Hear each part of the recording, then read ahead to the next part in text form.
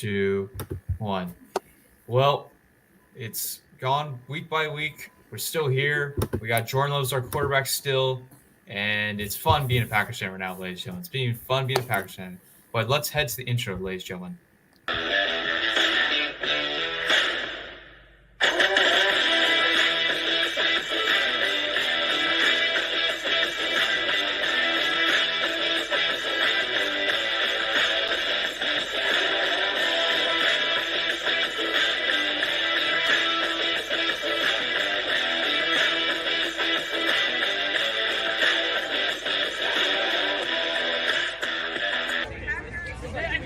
This is Tom Grossi, and you're watching the Pack Reacts podcast. Let's go.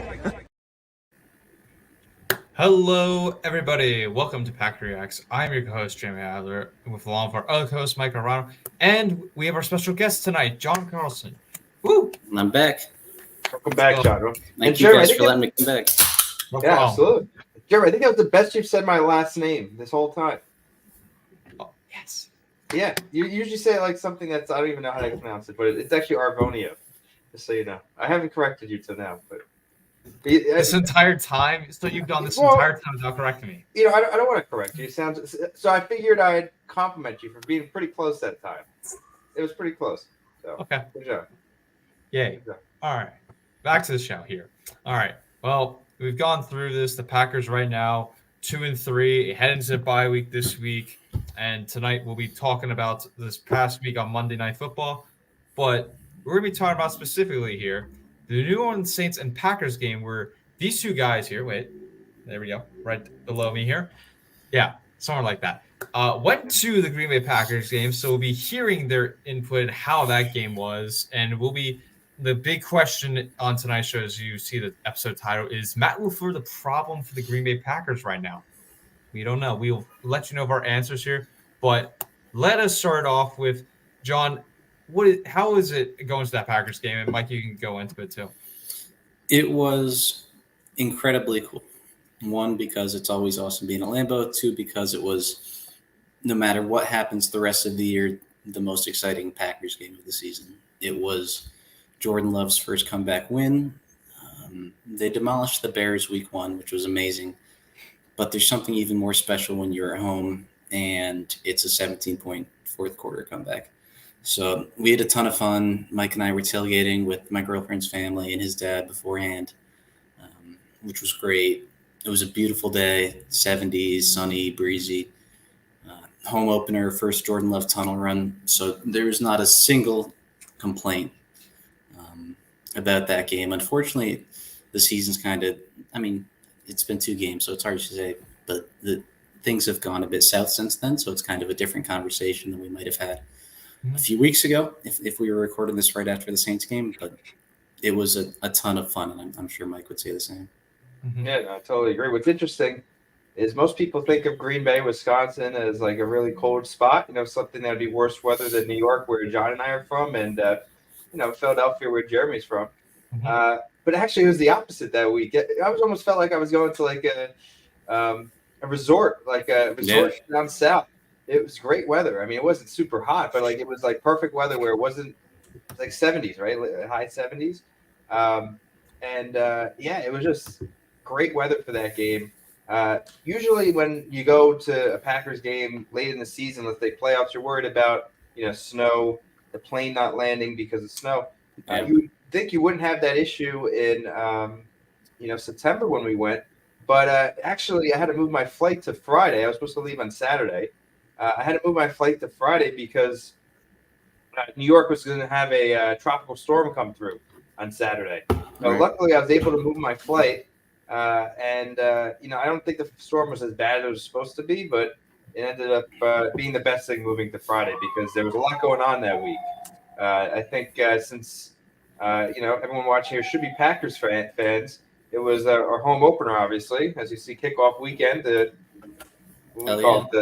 Valley Talent they gave out, and like I said last week, there was a concert. There was a lot of events going on, and it was a really fun atmosphere. So, John and I actually went to I think on Monday night we went to Kettle of Fish in New York City. And we were saying that's probably the week to go every year is kickoff weekend because there's a lot of stuff going around.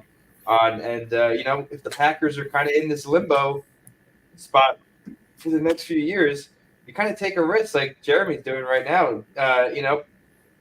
Planning a trip to Green Bay when late in the season when it very well might be for nothing.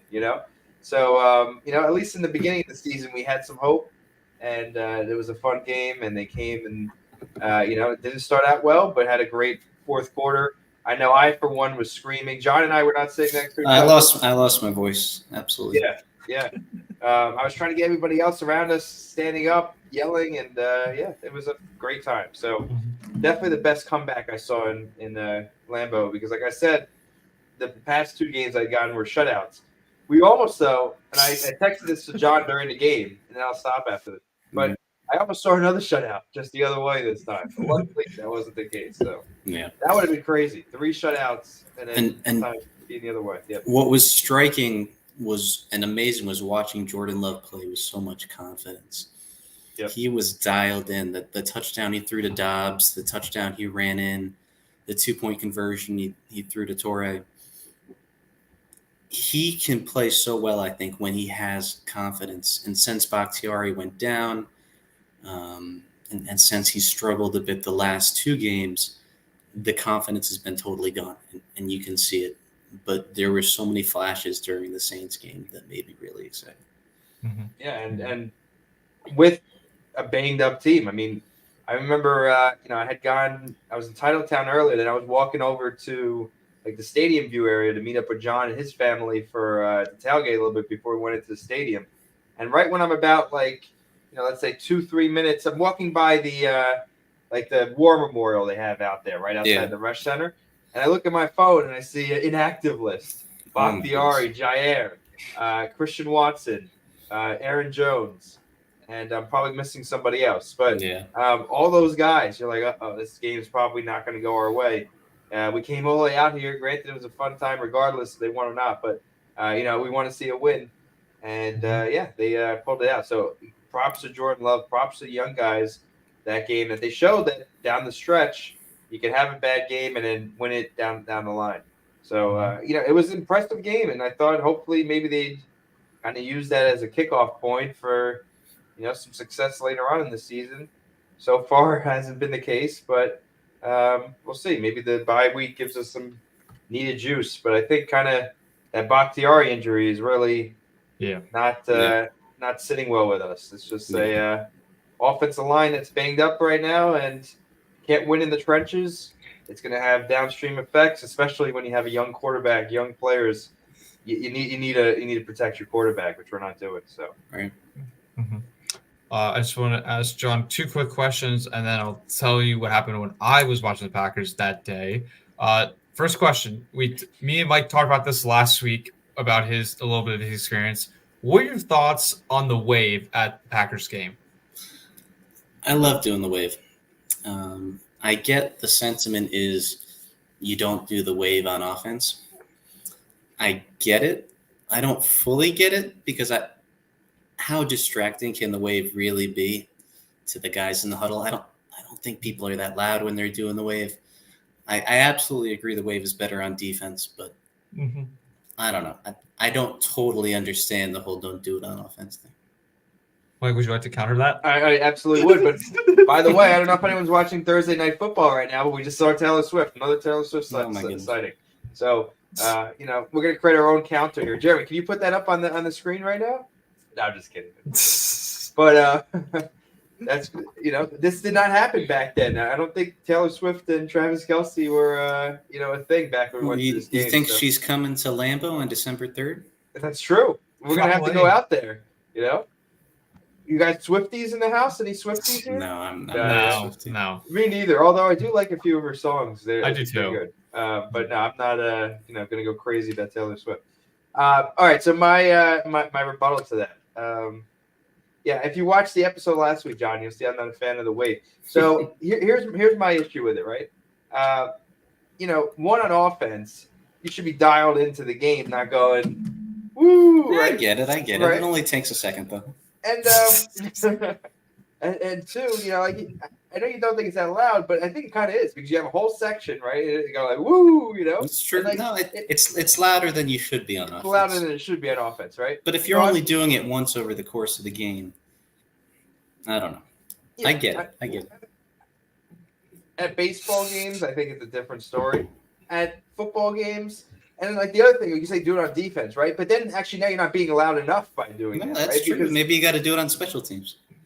Or during the what do you call it? Commercials when I'm fine with it, right? Yeah. You want to have some fun, do it during the commercial, but it has to stop once the commercial ends.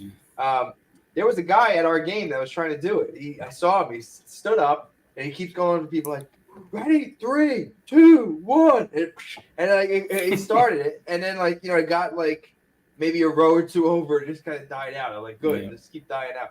But like, I'm not trying to be a party pooper, but I don't know. I think Lambeau, if it was a once or twice kind of thing, it wasn't a VP prom, that's okay, right? But, I think Lambeau kind of has a name for itself where, we're doing the wave at the wrong time, especially at the wrong moments.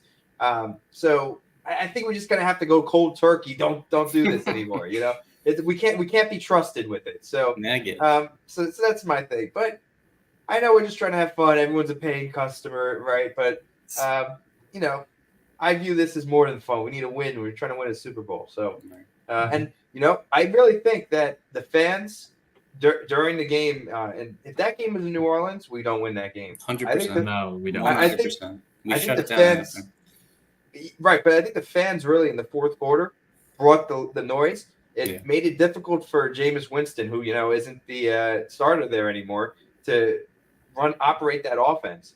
Mm-hmm. And I definitely think there were a lot of plays that the noise in that stadium led to, mistakes in the field for the Saints. So, so I really think that there's something to a stadium, the vibe and the atmosphere and the people kind of creating that momentum and creating that feel for the players on the field. And I really think that fans are that difference maker. And that's why you see, and especially in the NFL, in other sports, right, maybe the home field or home court advantage, right, isn't as important as it is in the NFL. The NFL is huge. There's just so much communication, and you're so spread out, right? I mean, the offensive line is all about communication, right? You have to hear the snap count, right? The wide receivers are so far away. You have to, in the huddle, you have to give the play to everybody. So just the ability to hear and operate your offense is so critical that the fans really play a pretty critical part in the game, which I think is understated to say the least. Mm-hmm. Definitely. My second question for you, John, is do you think Dave Bakhtiari played his last snap with the Packers? It's close. Okay. I could go either way because it sounds like he's made it somewhat clear that he's interested in returning to the Packers. I do not know too much about the specifics of his contract and whether it makes much sense for him to come back to the Packers. Mm-hmm. I feel like he has been a talented veteran for long enough that the Packers really should be open to bringing him back. But I just think the goal right now is to get as young as possible, so that's why I would probably break it was his last game as a Packer. One, who even knows, it might be his last game as an NFL player. But even if his fourth surgery or whatever it is a success and he's able to come back, I don't know. I would lean no. He's not coming back. But what about you guys? For me, it was coming down like close, like my answer was kind of like yours, John, where I would love him to come back, obviously, but I think he plays well. But I think the cap issue is a big concern to me. That's why I kind of lean towards like, all right, I think we need to grow, like get young. Like we got like young guys in there too. I think it's kind of time to move on from Bakhtiari. I mean, has success here, great player, all that. But the injuries, like I think the injury that cost the Packers the Super Bowl back in the 2020 of like right before that. And with this now, how he's still not the same. It's like in baseball where you get Tommy John and you don't know if you're going to be the same after that. Right. Yeah. My thoughts. No, you can't bring him back at the current contract. It just doesn't make any Yeah, sense. you have to Yeah. restructure. Yeah, you And have to restructure. Bakhtiari knows that, I think. Right. He's got to take a massive pay cut. I mean, and if he doesn't want to take a pay cut, I'd say it's to see it because he's been paid to do absolutely nothing for the past 3 years, effectively.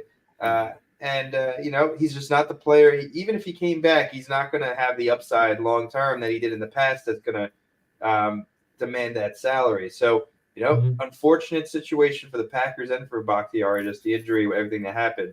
But at this point, you gotta view what's best for the team moving forward. And I think right now, probably Bakhtiari is your best option to go out there if he's healthy, but at a reasonable price because we can't be throwing away cap to somebody who may or may not be on the field at this point if we can get away from it. If we can't get away from it like we can't this year, all right, might as well keep him on the field. What's your alternative? Just have him sit and make the same amount of money on his couch?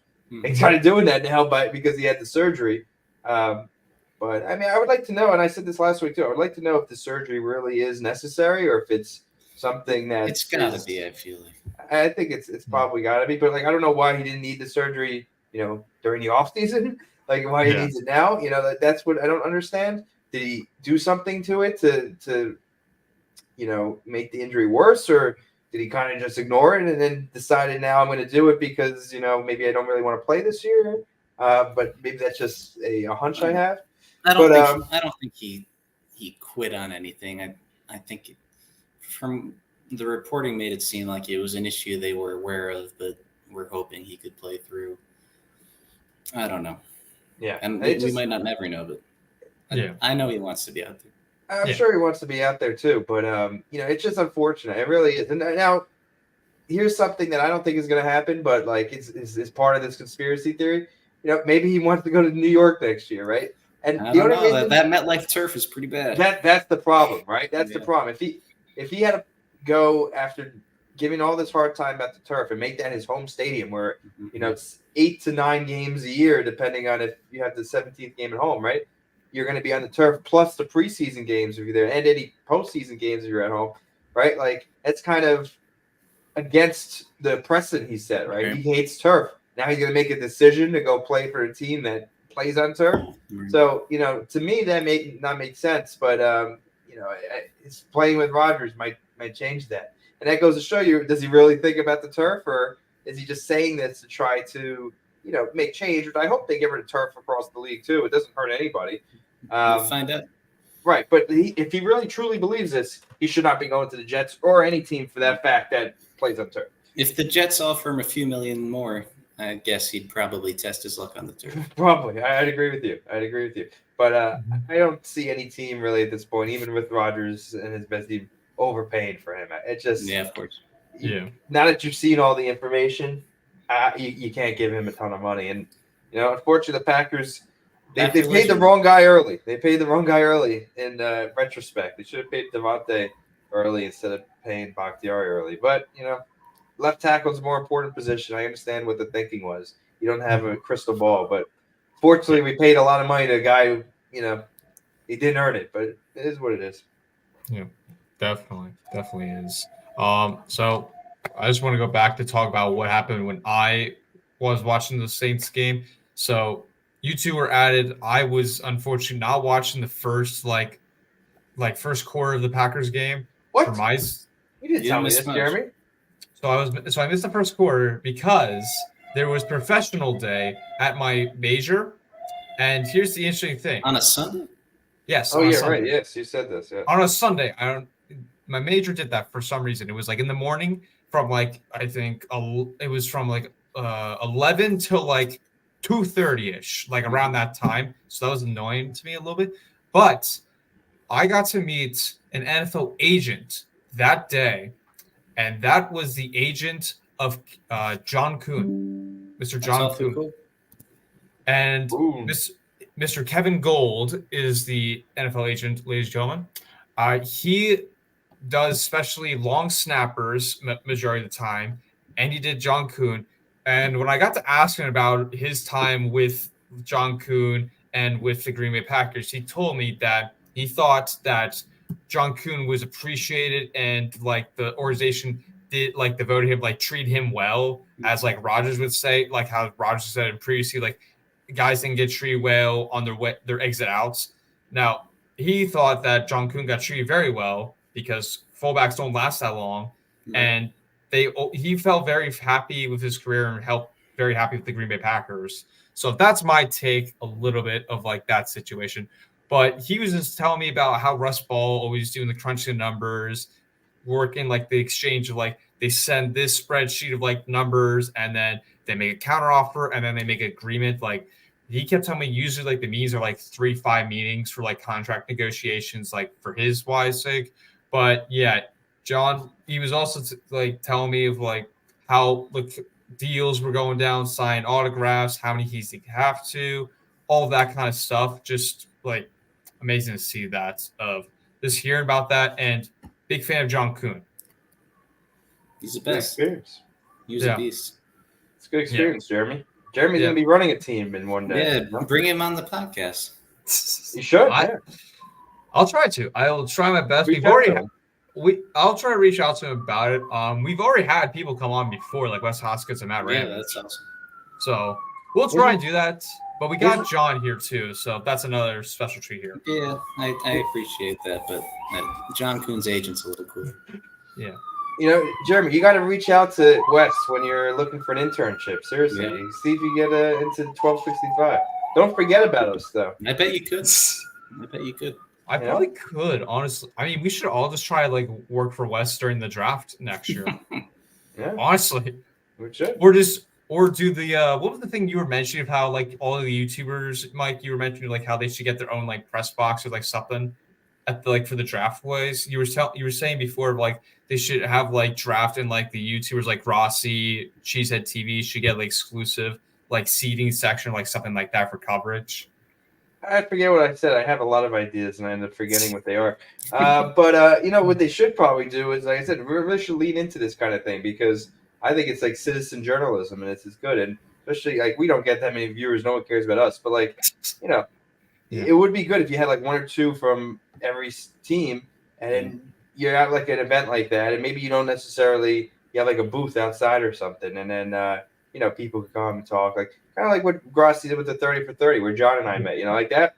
That was a great opportunity for people to meet each other. And, you know, this is probably going to be the best part of the Packers the rest of the season, is meeting people, you know, that are Packers fans and stuff, because I don't know if we're going to have a lot of fun watching the games themselves. So, you know, it's the fan base is, I think, one of the more unique parts of the NFL, and just shared experience across the game. So, you know, when everything's fun and you're winning, you enjoy the team with people around you. But when they're not that good, the only thing you got to look forward to sometimes is, you know, the auxiliary events around football. So, exactly. Yeah. Mm-hmm.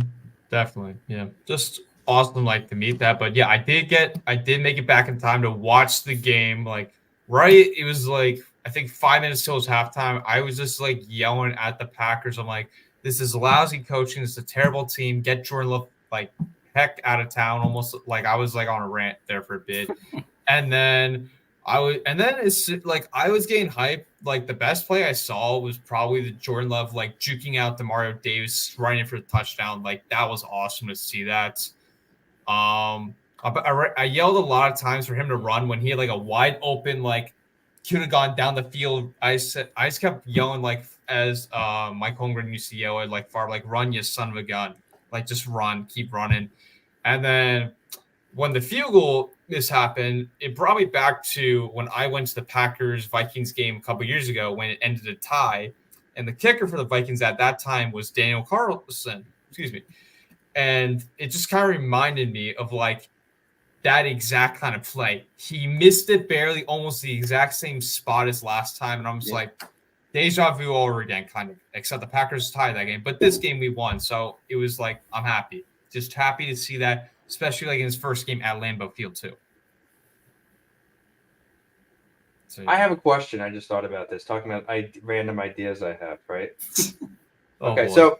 so John and I watching the game at what do you call it? Kettlefish, which for those of you that maybe not from New York or may just not know, you know, it's one of the bigger Packer bars in the country. You know, not in terms of size, but in terms of, I think, notoriety. And it's in New York City, Greenwich Village, right by like the NYU area. And, the owners are from, I think, Green Bay area. Aaron Rodgers has been there. It's just one of the more prevalent Packer bars. So, obviously we're there. There's a lot of other Packer bars. It wasn't as crowded as I've seen in the past, I think, because it's a Monday night. But, still a good amount of people. We talked to some people, told them about the podcast, actually. So we got one or two more followers if you're watching. How's it going? But anyway, so we didn't have a lot of things to celebrate. But the one play that the whole place was celebrating on was the Christian Watson deep pass where,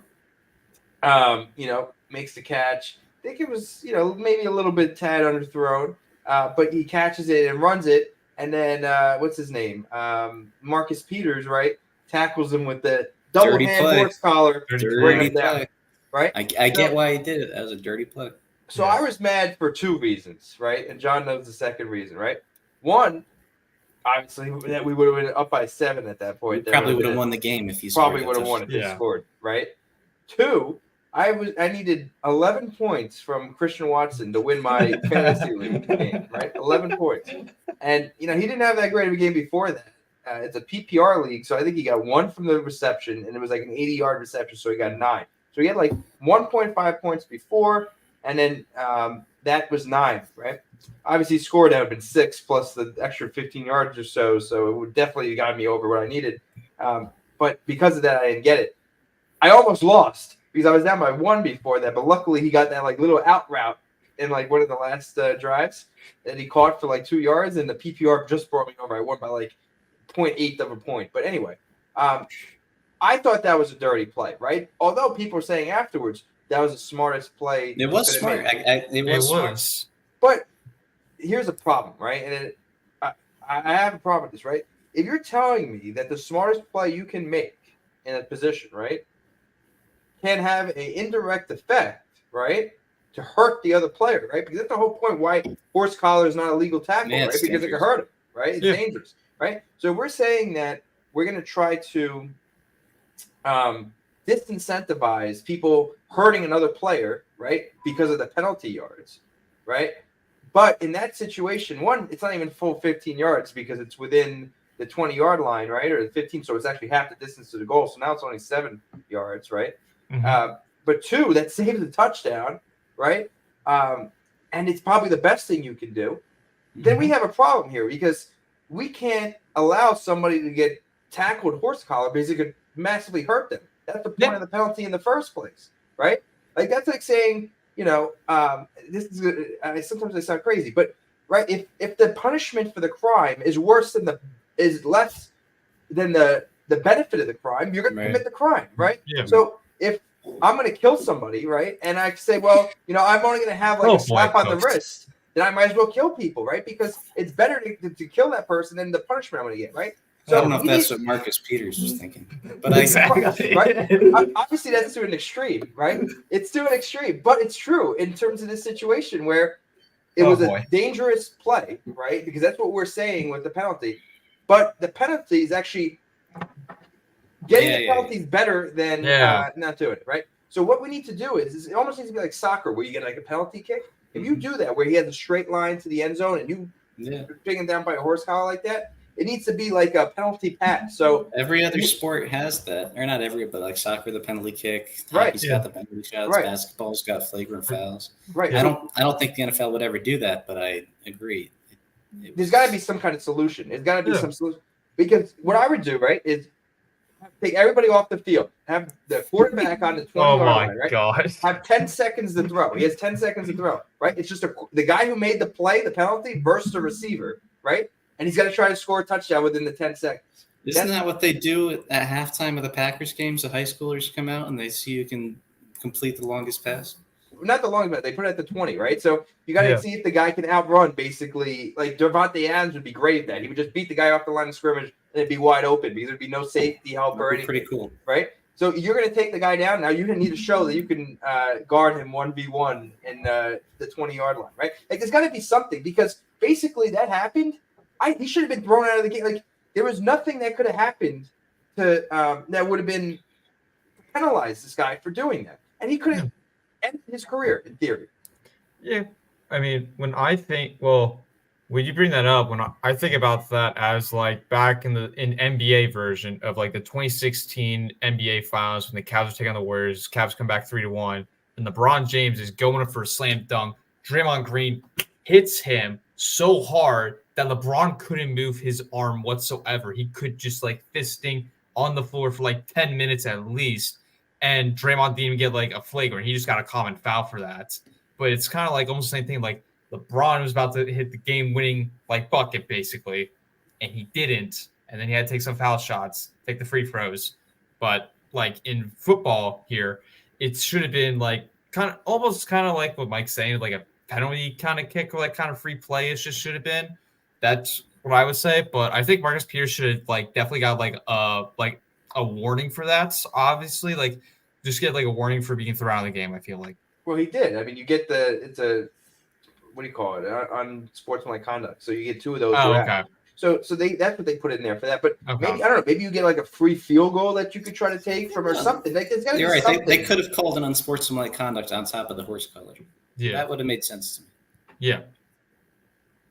But isn't a horse collar part of the unsportsmanlike? Isn't it like a type of unsportsmanlike conduct? I don't think so. No. I don't think you'd get thrown out for 2 horse collars, but I don't know. No. Oh, maybe not.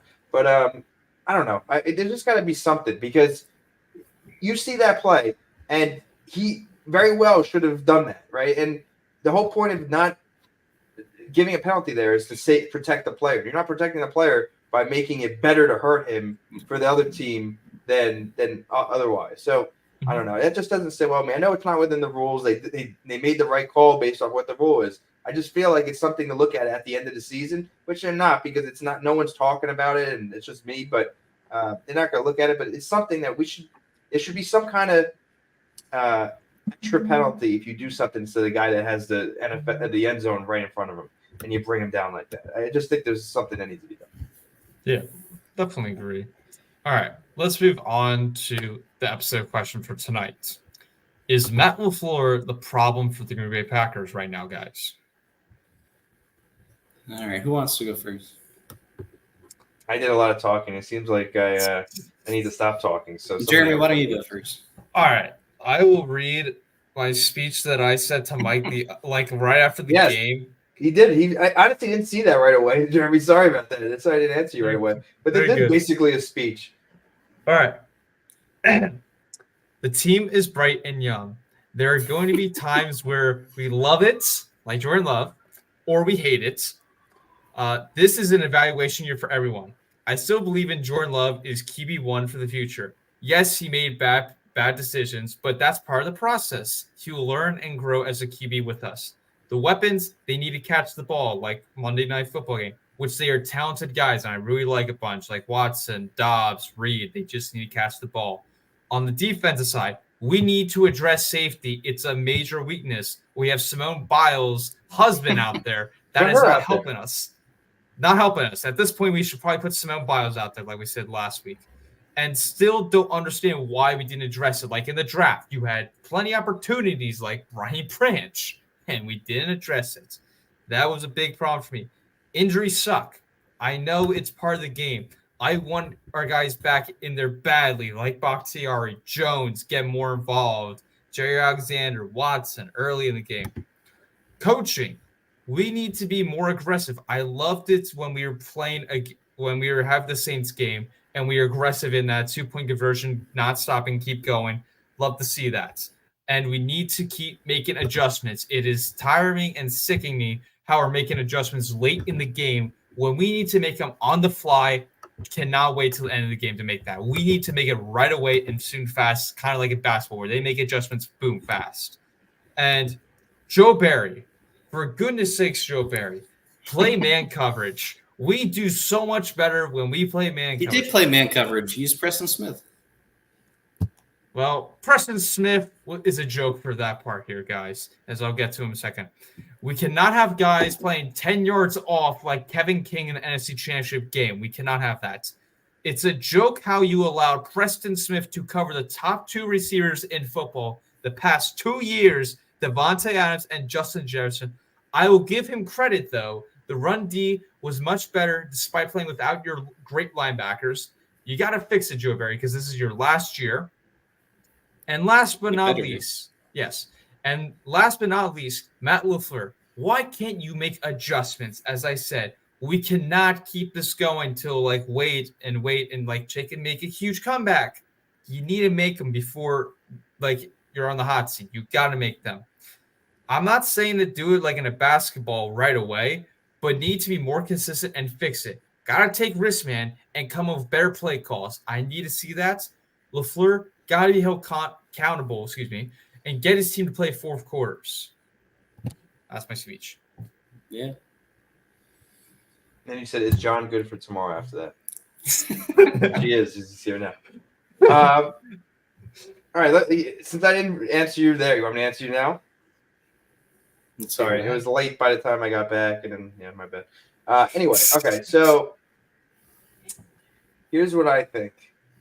The team is bright and young, and I agree with that. I think we need to lean into the young guys, and I think there's a lot of talent in this team. It's an evaluation year for sure. I do think Jordan Love has a chance to be the QB1 for the future. I don't think it's set in stone right now, but I think he's shown some good things, and he's shown some bad things. Learning and growing. He's been there for 4 years. I wish he would have done some of his growing already. But, yeah. Here's my thing, right? He's kind of regressed a little bit. And that's kind of the things we want to see continued progression.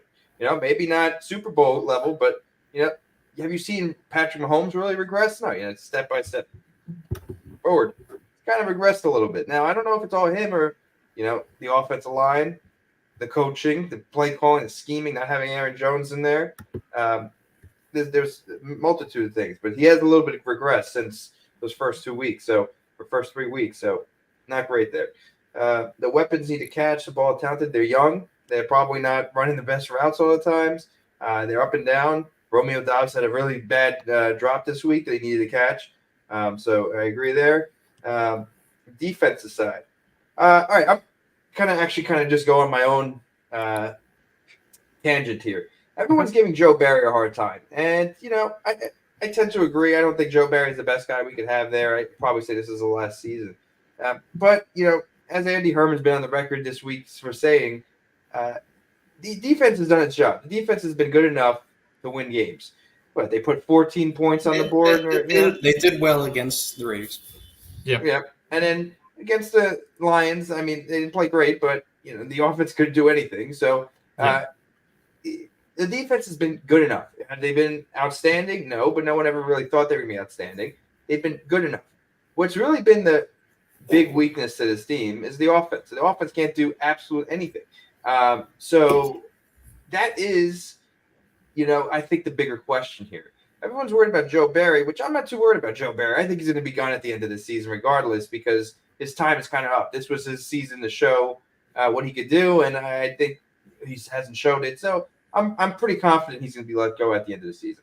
Mm-hmm. What I'm more concerned about is what no one's talking about. Is anyone talking about Adam Stenavich? Is Adam Stenavich even still a coach in this team? Yeah. Adam Stenavich was one of the best. We always heard about him as the offensive line coach. This guy's great. He's an offensive line coach guru, right? Then he became offensive coordinator after Nathaniel Hackett left. And I was always kind of saying, it's kind of a big jump from offensive line to offensive coordinator. Offensive line is super important, right? But from a coaching perspective, are you really worried about the rest of the offense? Or you're just worried about your offensive line schemes and kind of their blocking, strategies or whatever they call it, right? Formations. I think it's a big jump. So I don't think he's been a good offensive coordinator. I haven't heard a thing about him.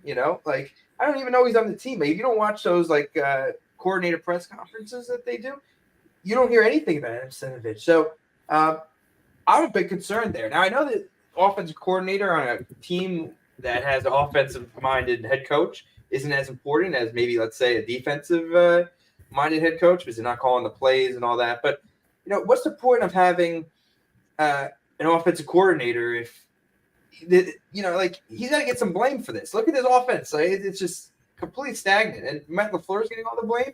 Adam Stenavich, I think, deserves a pretty big share of the blame. So that's just one thing I want to say because I haven't really heard his name dropped at all, and I think that I want to hear something from Adam Stenavich because this is his offense, and it doesn't look good.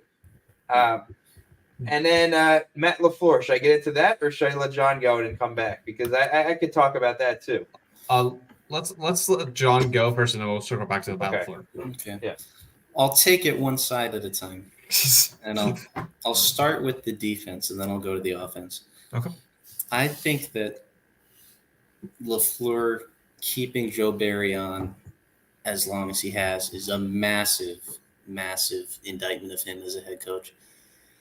I don't understand how you can be the coordinator on the only winless NFL team in recent history 12 years ago, or whatever it was, when Joe Barry was the defensive coordinator of the Lions, and still have a job in 2023. I mean, it's an unexciting defense. It's a defense that consistently underachieves relative to the talent it has. Maybe this is the bias of being a fan, but it's a defense that never will get you the clutch stop that it needs in the fourth quarter. And this would have been the perfect year to transition. The team got massively younger. The offense looks totally different than it did last year. Why not do the same thing with the defense? It would have been the perfect time for the new Packers to grow together with the new defensive coordinator. Because there is talent. Rashawn Gary is an excellent player. Kenny Clark and Preston Smith can still play. Jair Rasul, that's an excellent cornerback duo. I get our safeties suck, they do. But Quay is a beast. Quay finally looks like a first-round pick, which is awesome. He's consistently like the only Packer, it seems, that plays with heart every single week, every single play. So I think Joe Barry, yes, some weeks the defense is fine, usually against crappy offenses. But this better be his last year. It's a wasted season every time you enter a year with Joe Barry as your defensive coordinator. And then on the offense, I think Lafleur is more of an offensive guy. He's a good coach. I think he's a good coach. And I know the Packers will never fire him after this year. But if they did, theoretically, I think he would have many offers to go elsewhere. He's a good coach, but I'm not convinced he's a great coach. And pretty much the only thing that matters on offense right now is Jordan Love. And it's far too soon to say what you have in Jordan Love. The running game has been a disaster. A.J. Dillon, unfortunately, the quad father, he's an amazing person. He's an amazing Wisconsin guy, but he's not a good running back anymore. The offensive line is a mess. The receivers or tight ends are too young to really expect anything from them. Watson, we've had one healthy game from him so far, so Love has had really nothing around him. And yes, he's looked poor the last two games. You could argue he was poor for most of the Saints game too, but I've seen enough bright spots from Jordan Love in his first 5 games as a starter that I'm still very excited. The problem is, it's very possible that Jordan Love's ceiling is like a Kirk Cousins, Jimmy G. A good but not great quarterback, good enough to get you to the playoffs. And the thing about Kirk Cousins and Jimmy G, like a Derek Carr, that kind of quarterback, that's a quarterback that can get you to the playoffs, but it can only get you to the Super Bowl with the right coach and the right roster around you. And I'm convinced that Goo is a good enough general manager to give Jordan Love a very talented roster in the years to come. And I think the rebuild is in a good place. But I'm not convinced that Matt Lafleur is a coach who could ever get a Kirk Cousins, Jimmy G level quarterback to the Super Bowl. I'm not sure he could ever do it. He couldn't do it with Aaron Rodgers. He came very close, and we had a lot of great games and seasons with early tenure Matt Lafleur. But I don't. If Jordan Love is a good, not great quarterback, I just don't know. I don't know. Mm-hmm. I don't know. I have a lot to say. All right. There's a ton you can say on this. Do you want to go first, or do you want me to go? You go first, Mike. Okay. All right. I guess let's start like this. But I don't want to indict him, right? Like I like Matt Lafleur. I think You can indict him. No, I don't want to indict him. I don't think we're there yet, right? I think that there's a lot of writing on the wall, though. That there's a lot of writing on the wall that you got to take some hold and say what are we doing here a little bit. But I don't want to indict Matt Lafleur. I like him. He's a nice guy, and he's the guy I want to be the coach. I'm rooting for him. Let's just say that. Me too. With that said, there is a lot of red flags. A lot of red flags with Matt Lafleur. How many times have we watched, even with Aaron Rodgers, and said this team can't handle adversity, right? Something goes wrong, and they just kind of pack up the shop and say, "Okay, we lost," right? To lose Week 17 at home with a playoff spot on the line against a team that has already been eliminated, with Aaron Rodgers as your quarterback, that I think was his low point as coach of the Packers. Yep. That. Our NFC Championship appearance at home never happened because they lost to San Francisco at home, right? Like some of these things, coming out, don't play Rodgers or any of the starters in the preseason, and then come out flat against New Orleans and we're soft. Jacksonville, right? We're softer than a lot of teams, it seems. Right. And I think it all starts one place. It starts with the head coach. And the Packers have had a lot of success under Matt Lafleur, right? He had one of the best records as a new hired head coach since Vince Lombardi, probably the worst. I mean, better than him, right? In terms of their record those first 2 years. But how much of that was Rodgers? How much of that was Matt Lafleur? That was what we were going to find out this year, right? That's what we were going to find. Like Bill Belichick and Tom Brady, right? Is Bill Belichick going to have as much success as he did? All right. Are people really saying Bill Belichick's the best coach of all time now? I still would say he is, but how much of that was because of Tom Brady, right?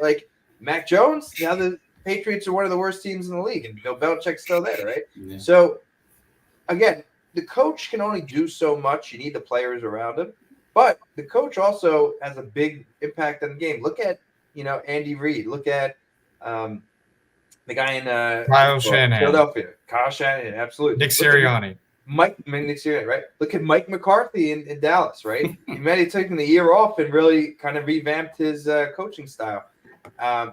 But Matt Lafleur, right? This was his year to show, I'm a good coach. I don't need Aaron Rodgers. This team is going to rally behind me. I haven't seen that. I got to say, I have not seen that whatsoever. Week 1, I think they had the most complete game they had. Week 1 was awesome. Since I've started watching the Packers with Matt Lafleur being the head coach. That was a complete 4-quarter game. Awesome. I said, maybe Matt Lafleur is really good. And this is a week-by-week league, right? So week 1 was really good. Then it started to really roll off the wagon. Really, the indictment for him right now was the game against the Lions. When he came out, I don't know if we'll ever beat the Lions again until Dan Campbell retires. Right. You could see the difference between Dan Campbell and Lafleur, right? You could just see the command that Dan Campbell respects compared to Matt Lafleur. I think his players really enjoy playing for Dan Campbell because he's hard on you, but I think he's fair on you too. Matt Lafleur, I think, is a little bit too much of a player's coach, which I thought, but let me get to that later. I thought he was a player's coach, but maybe not. Anyway, Matt Lafleur against the Lions, right? I really thought he almost had a childish performance, and that's something you cannot see from a head coach in the NFL. Mm-hmm. He comes out after halftime. Some people said he was crying, which I don't think that was true. I think it seems like he looks depressed every time the camera goes to him. Like this season, you could see he's super frustrated. Yeah. 1 and 2, he doesn't really have an answer for it, and he feels almost like he's stuck. It's kind of the vibes he's giving me right now, right? Then we get to the post-game press conference, right? And he's basically acting like a child on the post-game press conference after we lost one bad game. I mean, it was a terrible game, don't get me wrong, but that was, we just came up from being the Saints. We're still 2-2 at the time. Still 2-2. Yeah. And the guy literally says, "You know what, Rob? That's a BS question, right? That's one unprofessional." Which, was it a BS question? I don't even remember what the question was. I don't think it really was. I think it was a fair question. So, I think so too. I don't know what his problem was, but I think people have to hold him a little bit of accountable because you kind of set the tone for your team as your head coach, right? You're not just a player. A player goes out and says that, well, you're one of 53 players. Everyone in the locker room is following you, Matt, right? And you need to come to work every day and be the same guy, right? And that's your when you're the leader of men, right? The head coach of the league, right? Everything that comes out of your mouth matters to all these people, right? And you have to be consistent, and you have to have your emotions under you. And it doesn't seem like that's the case, which I don't want to indict him for. I think he's a good guy. I really think he's truly a good guy. But part of the job description is you need to have this. I don't know if that he has that in his, in his skill set. So these are the things I've seen this year. Going back to what John said about firing Joe Barry. Time and time again, we've seen that Matt Lafleur has a big issue with hiring people. Again, another big part of being an NFL head coach, right? Hiring people. Joe Barry probably should have fired. Probably should have never hired him in the first place. Hire him right now. It's not. You don't have to wait till the end of the year. No, I mean I don't see really the benefit of hiring. Who else are you going to put there? But just see if one of our assistants has a spark. I don't know. Maybe, but they probably should have hired Vero. What's his name? Elijah Evero. Evero, yes. Probably should have hired him. I was all excited about the special teams hire in Bisaccia. Has that really paid off? Like we're probably paying him? Probably not. Okay, he's been okay. Last year. Yeah. But Mike Pettin, he left him on and let him stay for too long. Nathaniel Hackett, I like Nathaniel Hackett, but really was he a great coach or was it really Rodgers again? I don't know. I just think that there's been a lot of question marks with hiring with Lafleur, and it's a red flag. What's the other? There was one more red flag I wanted to get to, and I can't think of it right now. But I don't know. I think that this season is going to be telling for Matt Lafleur. I don't think they fire him at the end of the season, but if they don't have a good season next year and they have a bad season this year, I think that's it. I don't think you can waste your time too much. Oh, the last thing I was going to say about being a player's coach, right? I think there's a thing to say that I think he's a little bit too nice. That's what I thought. Like he wants all his players to like him. But then I hear this thing with Kurt Banker, right? And I don't want to bring up Kurt Banker because who knows? Maybe he just felt slighted and this is the only thing just coming out. But I do get like Kurt Banker. It's a little bit. I think he's honest. I think from what I've read, like he expressed his thoughts pretty well. He wrote everything he thought. Yeah, he seems like a very smart football guy. Right. So I kind of agree with what he's saying. And if that's the case, and Matt Lafleur is not actually listening, and maybe he's fake. I mean, maybe Matt Lafleur is fake. He puts out one thing for the camera, and he's not doing the same thing in the locker room. So I'd love to hear some other perspectives from players that Lafleur's had, because everything he shows is that he's a good guy. But now I'm starting to see that kind of persona fragmenting, right? Because we see him getting emotional. We see him calling people a BS question when the going gets rough, right? Like, I hope he doesn't start to unravel here, right? Like, as the Packers start losing games, a bunch of games in their head, we might start to see him unravel. And that you can't see from a head coach, because if that's the case, then our whole organization is out the window. For anybody who might be listening who didn't see it, Kurt Banker basically came out and said in an interview that Matt Lafleur was his least favorite coach or coordinator he ever played for. Their relationship really got poor leading up to when Kurt was cut. He was chewing him out in training camp for every little thing. And it was just really negative. And it's interesting because you've never really heard anybody else say that about Matt Lafleur. I don't know. And Kurt Banker seems like a nice guy who wouldn't go out of his way to say something, but I didn't really know what to make of it. Yeah, I don't know. I think it's going to be telling. And it's something I'm going to be watching week in, week out, is what I think of Lafleur. Because that game against the Lions, I just kind of took a step back and said, what are we doing here? Like, what is this guy who's supposed to be our leader, right, acting like a child? You cannot have your head coach act like a child, right? And we haven't seen him not have success. If we start to stack losses, right, and this team is regressing, one, that's just the fact that the performance is a reflection of Lafleur. But if we see his, kind of emotional state and everything start to unravel, I think you cut him loose this year. I really think you do. I hope that's not the case. I hope I'm wrong. But if we have somebody that's not the same on the podium as he is in the locker room, and he's not commanding the respect of his team, we need to get a new guy in there because head coach is way too important to the organization, to maintaining a sense of stability in this team. To have somebody who's loose cannon. Mm-hmm. All right. I'll get my thoughts here because that was a lot to process from hearing from John and Mike for that. All right. So first things first, as Mike was mentioning about like the head coaches of like Andy Reid, of like, is Belichick the best coach of all time? I already said in my GOAT series video, he's not the best coach of all time, in my opinion. Third thing here, Matt Lafleur. To me, when I was seeing that Lions post-game coverage, it reminded me a lot of John Harbaugh. Because John Harbaugh likes to throw like rants, he likes to throw a fit, he likes to do a bunch of that. And so does Jim Harbaugh too. Mostly Jim was when I think of him with the 49ers. And with Matt Lafleur, like he's a nice guy, get that. And with Dan Campbell, he will be aggressive. Like I think he needs to push his guys. He needs to like be pusher because I think Matt Lafleur is going easy on these guys here. He's making them soft, as John was mentioning. This has been a soft team a bit. He needs to get it going. He just expects you to do it. He just expects you to get it all worked and figured out. I'm like, no, you have to go through the process. You have to get it done step by step and then accomplish the goal. That's what I'm trying to see out of Matt Lafleur. And as Mike brought up, we're going to find out how good is Matt Lafleur. We are going to find out, yeah. And I don't think Matt Lafleur is going to get fired this year. I just don't think so. I don't think it's, even if the Packers do a bad season, I don't think it's smart for us because Jordan Love's had Matt Lafleur's his only head coach, and I don't think that would do well. Now, I would probably say next year, like Mike was mentioning earlier, of like if they regress and they go down poorly, then I start thinking about doing the head coaching change because the head coach does set the tone.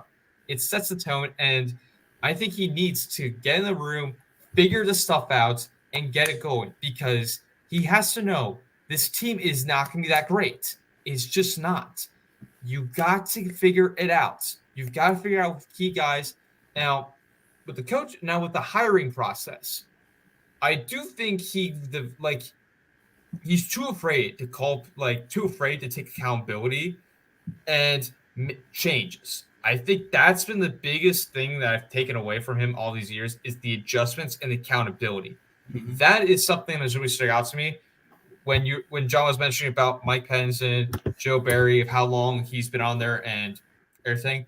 I just think the hiring process has not been that great for us specifically.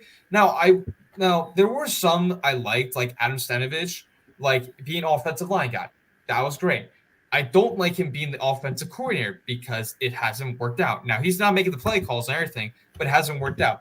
Joe Barry. Now, the defense has been solid a bit, but there are times where there's growing pains of like annoyance. It's been good against bad offenses. It's done that. But when you're going against a great offense, like the Lions, for example, it has not worked out. Or if you're going to go face the Eagles or 49ers, it's still not going to work. To me, what the team is setting here, and what Matt Lafleur has set the tone in all his years, is the accountability with him and his players, learning process, and I mentioned it earlier, taking accountability, I think I said it again, but like learning, can this team grow and not decline? They've got to build more confidence in themselves because I feel like Matt Lafleur is bringing the confidence down in some of these guys. And with Jordan Love, now Jordan Love did not have a great game, obviously, against the Raiders, and he hasn't looked good. But as John mentioned, I think he has looked good. The thing he's had his moments. Yes. The thing that's really like annoyed me a bit is LaFleur's not letting Love like be loose a bit, not letting him try his own thing because I feel like Love is being too much of a student to Matt LaFleur's offense. And if the teacher fails, the student's going to fail. Like that's how it's going to be because he's following his path. When you saw Rodgers, he did not. Both of them were like kind of different a bit, like how the offense was going, audibles, how everything was rolling here and there. I think Jordan Love needs to take I think Matt Lafleur needs to hear other people's perspective, get their intake. Like, if Love wants to call play, hear him out. Like, something along that line. And going back to the Kirk Bankert thing, I do remember when he mentioned about the 49ers thing where they practice all of that week in the playoff game against the 49ers, all outside in the cold to kind of prep themselves to get ready and do that instead of like just waiting till the last minute. Now, I think that's there's pros and cons obviously to that, but still, I think Matt LaFleur is a good coach, but as John mentioned, he's not a great coach because we still have to yet and see can he take this team. I think it just depends to me of how he takes his young team. Because he could be the Sean McVay. He could be Pete Carroll, for goodness sake. By taking your young team and revolutionizing that team, that is what we need to see out of Matt LaFleur. How can he take accountability? Can he make the adjustments? And how does he revolve this team around and play without like not so good players? Like even like for the week of how many weaknesses he has, can he still fight through that? Because that's what I need to see him. He's got passion. I will give him that and the energy. But can he do it? Can he get the job done and stop waiting? Stop waiting because that's a big issue to me. Yeah. We're going to find out. Yeah. I got a question for you guys. So this year, right, who would you say is the CEO of this team? Not in terms of like, Mark Murphy, right? In terms of the NFL like football side, who's the CEO of the football team? It's a good question. I don't know. It seems like the locker room is pretty bought into Jordan Love. It seems Do you think Jordan Love is calling the shots in terms of the plays? No, I think if LaFleur's calling the shots, you can debate whether he's calling them well, but yeah. Okay, so this year you say it's LaFleur, right? Is what I'm hearing. Yeah. Last year and the years before that, who would you say is the CEO? Rodgers, without a doubt. Rodgers. Yes. See, that's the difference, right? The difference is who was really in charge of the team before, I think, was Rodgers, right? Because even if LaFleur calls something, Rodgers goes up to the line of scrimmage, reads the defense, right? Says, I'm going to do this instead, right? Because, I see where the safety is. I see where the linebackers are. I think we could audible into this play and do that, right? This year, I think Love is probably taking more of a back seat. So whatever LaFleur is calling, probably, and I'm not in the huddle and I'm not knowing it for sure, but I'd probably say 8 times out of 10, that's probably what's going to get played, right? Yeah. Probably with Rodgers, I'd say maybe 50-50. 5 out of 10 is Rodgers' call and audible, and then 5 is LaFleur. And then probably some of LaFleur's things also Rodgers and him talking during the week and installing some plays. So this year is so crucial in LaFleur's kind of how you kind of review him, right? Like saying like, can he run this team? Because you don't have Rodgers, you lost your CEO, right? Mm-hmm. And so far I've seen red flags. So I am concerned, and if we really kind of fall off this season, right? We don't see progression from our young guys. We start to really lose games poorly and really kind of go in a tailspin. I would personally probably give it to LaFleur this year. I don't think it's going to happen. Don't get me wrong. I'm not saying that's what's going to happen. But if we go into a tailspin, that's a huge problem. I'm hoping maybe they take this bye week, which is coming at a great time of their injuries and kind of where we're performing, and we come back and we play good. And again, I like LaFleur. Don't take this as I'm a LaFleur hater. That's not the case. I'm just trying to shoot everyone straight here and say I'm starting to see a lot of red flags. And when you see red flags, you should say something, is my opinion. So I'm hoping that I'm wrong and that it's just a blip in time. But I don't know. I'm starting to get concerned. I agree that what you said about Love's going to be a student and he's going to do what LaFleur tells him to do. Yeah. And so if the offense doesn't work, it's on LaFleur. Either guys, it's on LaFleur. Yeah, because it's the offense when healthy is decently talented. I'd say the defense probably has more talent than the offense, but when the offense is healthy, they have some talent. And you gotta. The only reason you keep LaFleur on, despite losing, is if it's what you think is best for Jordan Love. Mm-hmm. And I don't know who makes that call. Does Mark Murphy say it? Does Goot say it? Does Stenovich say it? How do we know if LaFleur is the right guy to develop Jordan Love? Because all that matters in the NFL, I mean, unless you're Kyle Shanahan, you can win no matter who your quarterback is. All that matters is having a good to great quarterback. That's like the vast majority of your path to being a quality team. And we got to try to get Jordan Love there. And he's shown flashes. I don't know. I don't know. Nobody knows. The key question is he the right guy for Jordan Love? Yeah, I just hope he's not a yes man, because that's honestly what Rodgers needed probably after McCarthy. He needs somebody to say, yes, Aaron, we're going to do it your way, you know? And I think that's kind of what he did some ways. I think they probably had back and forth, and I think they probably made things better together. And it works pretty well at times. It did, right? And I think LaFleur and Rodgers had a good working relationship. I think there's no doubt about it. I think LaFleur was exactly what Rodgers needed at that point in his career. You didn't need somebody to give him a hard time, tell him Rodgers doing this wrong, we're going to do it my way. You need somebody to say, we're going to work together, we're going to find some middle ground, and probably defer to you most of the time, right? Rodgers is not a guy that's going to say, yeah, you come in, you do it your way after I've been doing it for all this long, right? And I'm going to be okay with that. Maybe I can give in some ways where I wasn't feeling too strongly about it, but believe me, if Rodgers felt strongly about something, that was the way it was going to happen. No coach was going to come in and say, no, that's not happening, and then butt heads with him, because that's what happened with McCarthy towards the end. Yeah. The thing is Rodgers is not there anymore. Look, I don't think Love is at the point Rodgers was at. He's nowhere near that. Let's just say, right? Of course, yeah. Not from a football mind perspective, from an athleticism perspective.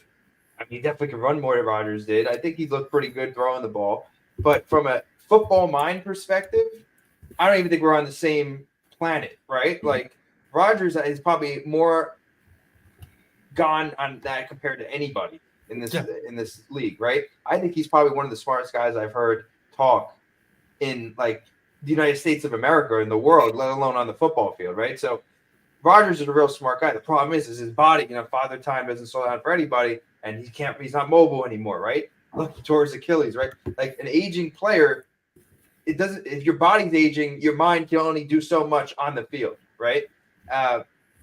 But Love, he's got the body, he's got the athleticism, he's got the youngness. His mind is not there yet, and it's not going to be there this year. It's not going to be there next year. Probably will never be there in his career. Probably won't even be half of what Rodgers' mind is at any point in his career. So where do we need to bridge that gap?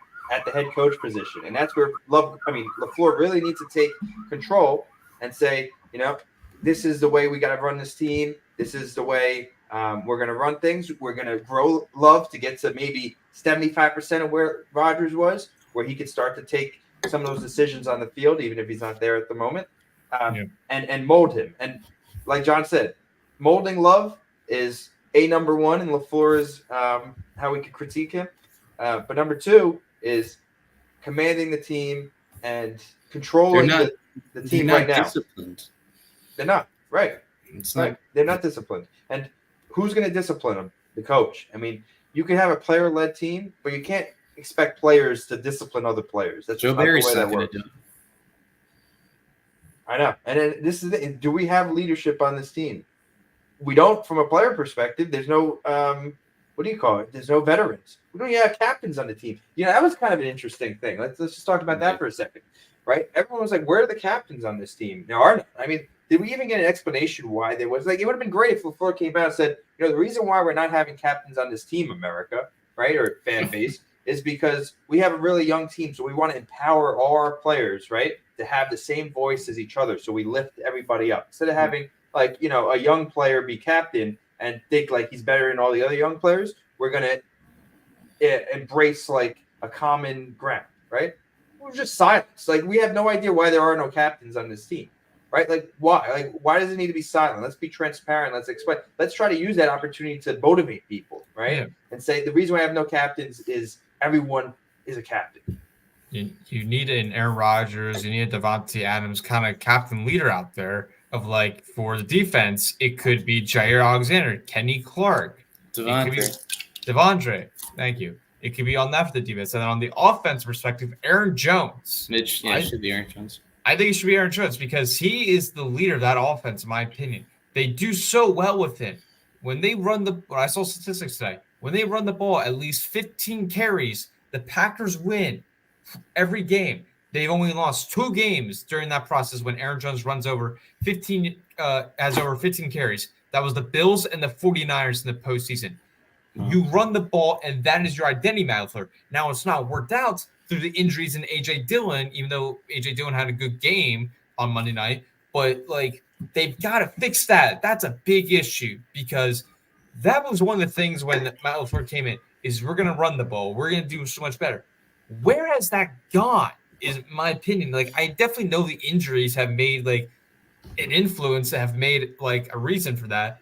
But that can't be your total reason why this offense is still synced. Like, yes, it's still young, but like you've got to run the ball. You have got to give Love motivation. You have got to get on him about some stuff, and including yourself, as I mentioned, take accountability, Matt Lafleur. He's not hitting the right buttons at the right time. No, he's just not. You know, you're in charge of a train, a plane. You better hit the right buttons at the right time. Right now, he's hitting the wrong buttons at the wrong time, and we're crashing. And it's only one person that we could probably put that on right now is Lafleur. I mean, you could say the injuries, but like he likes to say, I'll use one of his quotes. You know, no one feels bad for you in this league, and the injuries is part of the game. So he loves saying that, right? Yeah. You know, so he's gonna say, I'm gonna put it right back at him. I can't feel bad for him because that's part of the game. So he better be hitting the right buttons with the players he has out there. Yeah, I kind of do feel bad for him because I really get the sense that he wants it, and he wants to be great, and he wants to prove himself, and he wants to win games. And I think that's why he looks so upset every time you see him on camera, because he wants it, but he knows that his team is not executing. And I think it bothers him. I agree. But if you just don't have the stuff, I don't know. I agree. And I think it bothers him, which I like. I like the fact that he cares, right? You can see he cares. But at the same time, there's something that, like, you got to be a leader of these guys in the locker room, right? And if they don't respect you, you can't be a leader to them, right? There's a reason why I wouldn't be an NFL head coach. Probably no one would respect me out there, right? And then you guys would be saying, this guy, no one is going to listen to anything he says. I'm kind of getting that vibe from Matt Lafleur, right? Is like, does anyone really following Matt Lafleur, or they kind of just, he's there and that's what it is? I don't know. I think a lot of people really respected Rodgers, right, when he was there. Now I think it's a little bit of a free for all. Mm-hmm. I don't know. Maybe I'm just. It's the thing. A lot of this stuff is behind closed doors too. So maybe we're just. It's very behind closed doors. But what we're seeing is breadcrumbs of issues. And usually when there's smoke, there's fire. Kurt Banker's on the record now. Now maybe it's the smoke. It could be just people feel a little bit slighted by him. So now he's going to take advantage of any kind of opportunity there is to kind of bash on him because he cut him. But I don't think this happens all the time. Like you said, I think Baker's more a honest enough guy from what he's shown that he wouldn't just take a shot to, like, if he was really friends with Lafleur, right? Why would you come out and badmouth your friend just to take a shot at him and get some press coverage? Clearly not friends with him, right? No. So that's a concern to me. I mean, Banker was here long enough that there shouldn't be any bad blood between the two. If there's something wrong. Mm-hmm. Yeah, definitely. All right, we'll move on to our last topic before we head out. We've already touched on this a bit here, but what do you think we need to do if you're Mark Murphy, Brian Gutekunst, Matt Lafleur, what do you need to see this Packers team to do to get better, get back on the track, get back on level, to try maybe get to the postseason at best? That's my best. I don't know. I hate to say it, I don't think this is a postseason team. I don't see it. They could sneak in. That's all I'm saying. They could lose the first round. That's all I would sneak, care. But I don't see them doing too much sneaking. Because it is on paper a schedule where they could do it, but I think they really needed that Raiders game. You got to be 9-7 to make the playoffs. I don't know. So what? We got to go 7-4 the rest of the way to get to that point, or no, not 9-8. So 7-5. Yeah, it's a winnable schedule, but can we beat the Broncos? Can we beat the Rams? Can we beat the Buccaneers and the Vikings? Because we're not going to beat the Chiefs. We're not going to beat the Chargers. We're not going to beat the Lions. Oh. The Bears are playing so much better, it seems. I don't know. Sure, it's definitely possible, and I'm probably just have a bad taste in my mouth from how Monday night went. Yeah. But if they stay healthy and Mhm. they commit to running the offense through Aaron Jones and the offensive line plays better so that Aaron Jones has holes to work with and Dobbs and Watson do a better job of separating and Love does a better job of finding guys accurately who are open. And the defense, the ceiling for any defense under Joe Barry is middle of the pack. So if we have a middle of the pack defense and the offense, I guess the expectation should be that as the season goes on, the offense plays a bit better. That's what should happen when you have a very young team who has never really played together before. So sure, it could happen, but a lot would have to go right. Yeah. Mike?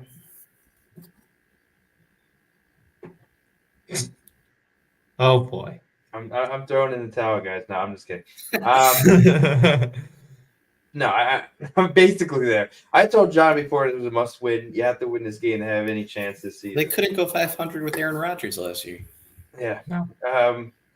No, look, I don't think we had high hopes. I put this on Twitter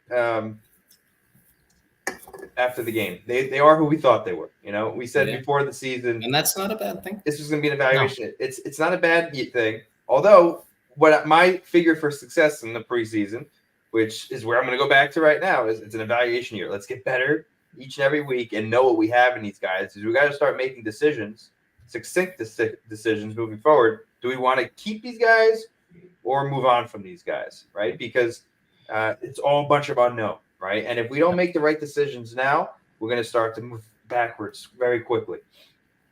So I think I thought we were in the beginning of the year. I thought after the first few weeks, maybe we had a chance to be better than I thought we were going to be.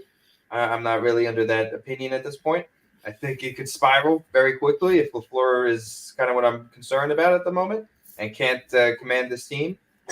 Look at the Broncos. The Broncos are unraveling because of their coaching last year and then this year.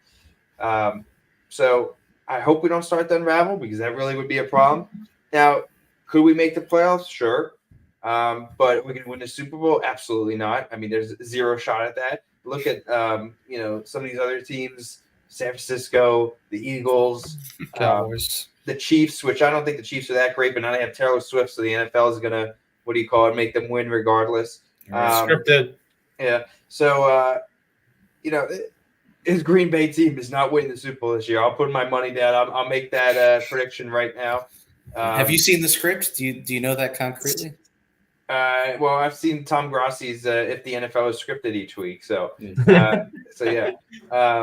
But no, believe me, if you asked me, if you gave me a money line for the Packers not to win the Super, I'd probably max it out, whatever I could put on it. So, I don't think the Packers have immense success this year, but I do think there's incremental success. That's what we need to have. When you have incremental sets week by week, getting better, winning a few games, winning the games we should be winning, Raiders game, and if we lose the games we should be losing, at least getting better and showing improvement. Hey, Rashawn Gary. So you want to talk about Rashawn Gary? That was the one thing I wanted to say before we sign off. So now you brought it up. Let me go on that tangent. We got to go quick and talk Rashawn Gary. Yeah, real quick. So Rashawn Gary, I told John at Kettle of Fish. Rashawn Gary, great player. Really want him on my team. However, there's something missing there. There's something missing compared to what I'm seeing from Aiden Hutchinson 2 weeks ago. What we saw from what's his name this week? The name's escaping me. Crosby? Max Crosby. Max Crosby, right? What you see from Nick Bosa. What you see from Khalil Mack. All these guys. The top tier Michael Parsons, right? He's not a game wrecker. Like, he's a really good player. He makes a lot of plays. And I know he's coming off the ACL. Maybe, he was on that path. But, I don't see fear in the other team that Rashawn Gary's coming at him. I just see, a little fear. A little fear. I see a little. I think there's some fear. Yeah. But, it's not an every play thing. This guy's in the backfield every single play. He's the best pass rusher we got, right? And I wouldn't want to give him up. I think that they should definitely, re-sign him. But he shouldn't get paid top edge money. That's for sure. No, he should be. You got to keep your best players. I agree. I'm not saying I have no issue with Rashawn Gary, right? But if he wants top 1 money, no way. He's got to be in like the 5 to 8th tier, somewhere right there. You know, the hard part is sometimes he'll probably get top dollar or close to it. He doesn't deserve it if that's the case. And then in 2 or 3 years, it won't be top dollar anymore. Agree. Once some other But there's no way he could beat Nick Bosa. There's no shot. No, he's just not that guy right now. He's just not a great. Again, he's a great player. He's not an elite player. I wouldn't say. Would you say that Rashawn Gary's on the? No, I would not go say to the Hall of Fame. No, right? Packers Hall of Fame, maybe. Yeah, Packers. Oh yeah, sure. Again, no, diss on Rashawn Gary. I just want to see some elite play out of him because Edge has the ability. If you have an elite player there, to really wreck and set the tone on defense. And I want him to get there because I think he has the ability. And that's the frustration is he has the ability to get there. Can he do it? And that's what Andy Herman said this week is, what do you call it? He said basically the same thing after the thing when you sent me, John. And he got a little bit of flack for that. I don't think he should. I think Andy Herman was he right did on. not deserve any credit for that. That was a fine take. I thought he was right on the money on that. And the reason why I'm being hard on Rashawn Gary is because he has the potential to do it. If he didn't have the potential to do it, whatever. He's a lost cause. Rashawn Gary can be an elite player in this league. I want him to become it, and that's what I want to see. That's my take there. Thanks. Okay. All right. I'll get to my take here. I think for Rashawn Gary to get his deal, if I'm going to do the numbers right here, I would probably sign him to a 4-year, $104 million contract extension. Works for me. I think that would go to because when I'm looking at this edge rusher high payroll here, you got number 1 Nick Bosa. He has 5 years, $170 million. Khalil Mack, $141 million for 6 years. Joey Bosa, $135. Garrett, $125. Miller, $120. Watts, $112. Chubb, $110. Crosby, $94. I think if you get in that range between the Chubb and Crosby, somewhere along that, I think he should make the $100 million.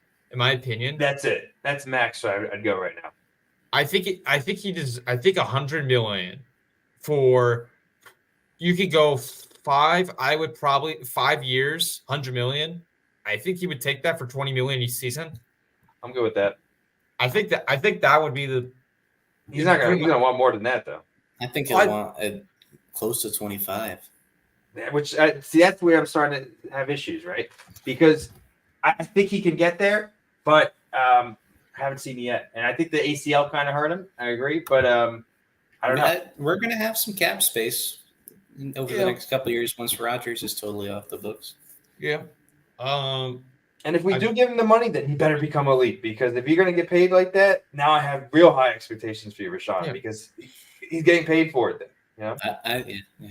I mean, they could always do, as Russ Ball, what he always does is convert the money into incentives, bonuses, is what he really is known for, restructuring deals. Some void years. Void years, yes. That's what I'd like to see out of this. I think $100 million, 104 is where I'm kind of putting on it. If you want to put higher, as like Mike was saying, he wants 120. I'm not going to give him 120. I probably give him $5 million extra in bonuses. Something incentive. Become an elite player. Exactly. And then give him so I would say 100 million, but not fully guarantee. Probably say like 60% or somewhere around there, like maybe 60 million, 70 million, whatever you want to put. Just throwing the numbers out here. Guarantee, and then you put like 5 million in put the 5 million in bonuses, incentives. Yep. All right, we're getting close to 10 o'clock, so probably want to wrap it up. But what was I going to say? It's a good episode. Any last thoughts from everybody? Anders Carlson does not miss. MVP of the Packers so far. Woo! Like 18 for 18 or something like that on his kicks. Great for him after his struggles in the preseason. Yeah, that was another thing I wanted to hit on. So that's going to be my final thought too. Anders Carlson was the better Carlson brother this week. The battle of the Carlson. His father had I think the Packers jersey and the Raiders jersey. Yep. And after Carlson missed that field goal, he was not happy. He was sad. But Anders has been money, and I went to the Patriots training camp, and he had a terrible kick. It wasn't in Lambeau; it was in the practice. But he's been running it, and Speaking like a seasoned veteran. Yeah. I'm hoping he can keep it up because I've been real impressed by him. And that's been the brightest spot in this team. I totally agree with you. Yeah, definitely. I'll say for me, Jordan Love, I still trust in you, buddy, but we got to see improvements. We got to see the learning process. We got to see all that. I still believe he's the QB of the future. However, I don't think he's suitable, like caliber, whatever quarterback as John was mentioning. I think he'd be a solid quarterback in the league. That's what I'm going to say right now. We have yet to see who he Jordan Love and Eddie Lacy. Hey, there we go. Good old Eddie Lacy here. Wow. I need to get a New Jersey. I need to go on my Chinese website and get a new one. Yeah, there we go. But yeah, no, good stuff. Hopefully, you guys rest up, enjoy the bye week this week, and then we got the Broncos 4:25 Sunday. So hopefully we start a run here because we had one game in the span of like 3 weeks there. I missed Packers games on Sundays. It's been a while. Yeah, right. So we'll be back October 22nd. Until then, let's try to get some enjoyment from watching football without the stress of watching the Packers. Win some fantasy games, make some bets. Hopefully. Take it easy. Right now we got a 13-0 game in the Kansas City Broncos game. Kansas City's not looked that great, I'll be honest, but they're still winning because the Broncos are not good.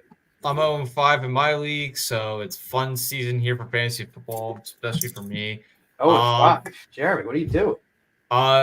Well, it's because I'm a little ticked off with the scheduling format of how it goes. Because there's 12 people in my 12 people in my league. We split it up 4 divisions, and somehow I had to face the best teams like 3 times each in this season, and I had to play the worst team 1 time when my dad's in another division, and he has to play the worst team like 3 times. That ticked me off, so that's why I'm 0-5 for a bit of a reason. I have a good team. Not like amazing team, but it's a solid team that can get you a couple wins. But it has taken me off so much of that. That's what I'll say my fantasy football rants. All right. There we go. We got Jeremy a little bit angry at the end of the show. So it's a frustrating game. It is. As long as you don't tell me it's a BS question, we'll be okay, Jeremy. No, it's not a BS question. It's not. Right. John, I wanted to thank you. Appreciate you coming on. Just want to give a round of applause. Thank you, guys. I love talking Packers with you both. Yeah. So thank you. We'll do it again. Thank you. Yeah, we'll definitely do it again. Now, John's going to become a regular on the show. I like it. Yeah, it's fun. We still got to wait and see. We'll figure it out. Maybe not. Well, Jeremy's going to kick him out. Not so fast. He's got to pass the interview, Mike. He's got to pass the interview, and then we can acknowledge it. I'm happy to be an occasional guest. Yeah. Okay. What do you call it? We got to get Wes, some of these other guys back on. Exactly. I don't want to take up too much space. But thanks for coming on, and if anyone's in the New York area, definitely reach out. We'll hopefully try to catch another game from Kettle at some point. Yeah, they raised their cover though. You got to pay $25. Unfortunately, Jeremy can't come. He's not 21 yet. That's true. I will be in almost a month, sir. Almost a month. So when's your birthday again? Remind me. You'll be 21 for the playoff push. The 25th of November, sir. So your first game that you're able to drink is Taylor Swift and Lambeau. You'll need a drink. First Packers. Could be like 70-20, like the Broncos game. So Jeremy, you could have your first spotted cow in the Vikings game when you go, right? I could. Have you ever had one? No, I've never had one. You don't have to. There's no police watching. No worries. I've never. But what do you call it? That didn't carry the G. John and I had carried the G when we were out there. It was all right. So, all right, cool. Thanks, everyone. All right. Before we head out, just like to say one thing that we always say here on this channel and this podcast, folks. Go, Pack, go! Go, Pack, go! Go.